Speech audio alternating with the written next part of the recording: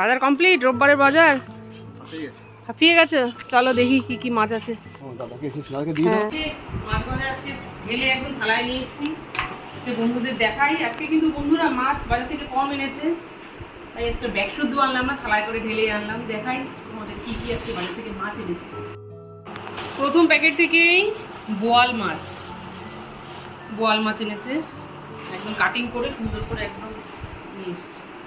তারপরের প্যাকেট থেকে কই মাছ, একদম ডিম আলা কই এনেছে। বেশ বড় বড় কই মাছগুলো, বেশ বড় বড় কই মাছগুলো। প্রত্যেকটা মাছের মধ্যে না ডিম আছে, প্রত্যেকটা মাছের মধ্যে কিন্তু ডিম আছে।